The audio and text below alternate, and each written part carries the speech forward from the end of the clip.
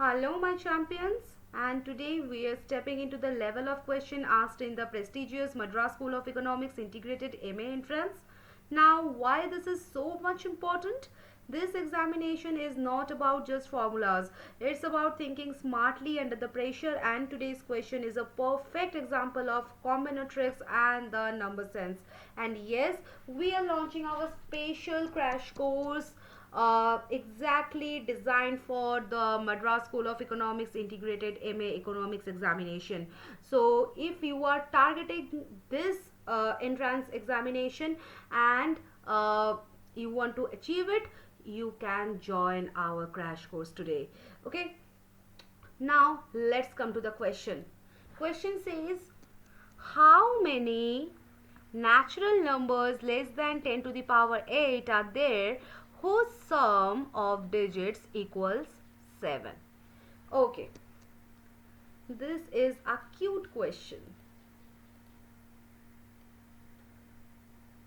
So let's discuss this. Okay, so the first question is, what does less than 10 to the power 8 mean? Does it mean numbers running around without clauses? No. Or numbers up to the 8 digits? Yes. All numbers from 1 digit to 10 digits. Okay. And we can treat all the numbers as 8 digit numbers by adding lending zeros. Right. For example, 45 is what? 0000045, right? 123 is what? 000000123, right? So now every number has exactly 8 digits. Big simplification achieved over here. So whenever you see the digit sum condition and the variable number of digits, convert to the fixed length using lending the zeros. So this is a killer trick in examination. Okay. Now we need to count the number of the solutions of x1 plus x2 plus x3 plus x4 plus x5 plus x6 plus x7 plus x8 is 7, where xi is a digit 1 to 9, right? Now tell me honestly, who remembers the stars and bars? Don't worry, I'll make it super simple. Now the number of non-negative integer solution of x1 plus x2 plus x3 and this goes up to xn is k is, okay. Now apply here, n is 8 variables and k is 7. So this becomes, answer becomes what?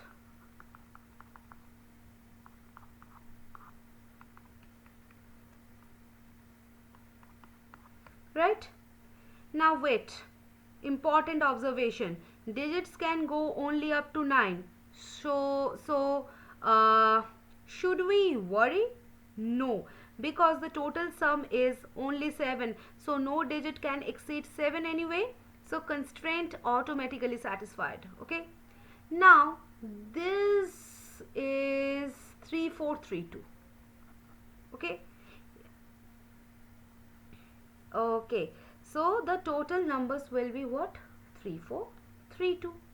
Okay.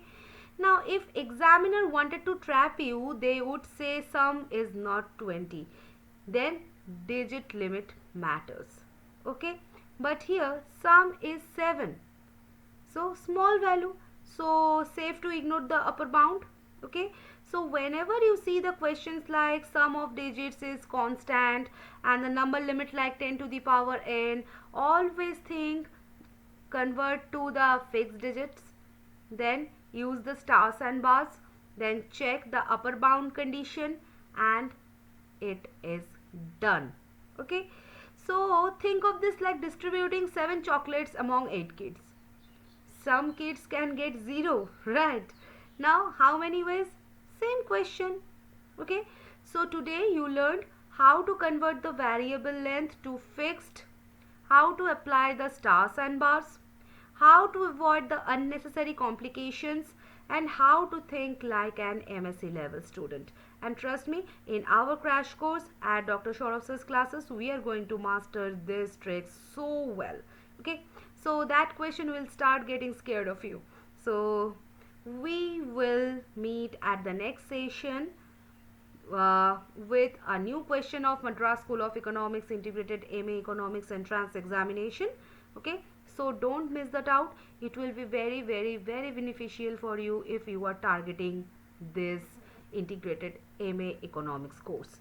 Okay, so see you in the next session, guys. Till then, keep learning and keep growing with only Dr. Saurav's classes. And the final answer for this question is definitely 3432. Okay, bye bye.